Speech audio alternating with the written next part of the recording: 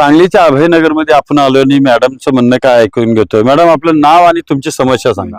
माझं नाव नसीम बानू अलगूर हा आणि मी इथली रहिवासी असून हा आणि गेल्या 2-3 वर्षापासून मी झाडाचा विस्तार कमी करण्यासाठी हा. मी अर्ज केलेला आहे. तरी सुद्धा संबंधित म्हणजे महानगरपालिकेतील कर्मचारी याची दखल घेतलेली नाही. त्यासाठी मी आज भाऊंना म्हणजे सांगितलेलं आहे माझी अडचण काय आहे आणि याची समस्या भाऊंनी निराकरण करावे अशी मी त्यांना विनंती करते. अच्छा, बघा आयुक्त साहेब, 2025 चा अर्ज आहे, 2024 चा अर्ज आहे, 2023 चा अर्ज आहे.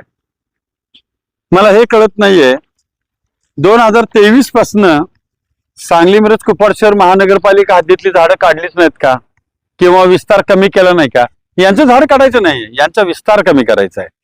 आणि मग जर 2023 पासून यांचं काम होत नसेल तर याच्या मागचे एकच कारण की या झाडाचा विस्तार कमी करत असताना संबंधित लोकांना पैसे कमवता येत नसतील, म्हणजे याचं लाकूड फाटा वगैरे त्यांना कमी पडत असेल, त्यांची मेहनत वाया जात असेल, असं कारण असू शकेल का? कारण 2023 ते 2026 निश्चितपणे अनेक झाडं काढली, नको नको ती पण झाडं काढली. मग या झाडाचा विस्तार कमी करायला का बरं कुचराई होते? याच्या मागचं कारण काय? याच्या मागचं गोड बंगाल काय? साहेब, आबरू चव्हाट्यावर मांडायला या बागा विभागाची वेळ लागत नाही, पण या बागा विभागाला आता नव्यानं जो अधिकारी आलेले आहेत गुजराती साहेब, ते अतिशय चांगली व्यक्ती आहे. त्या व्यक्तीबद्दल आमची तक्रार नाही आहे, पण त्यांच्या व्यक्तीच्या खाली असणारी फौज जी बागा विभागामध्ये तळ ठोकून आहे ना, यांच्यामुळे हा प्रकार होतोय.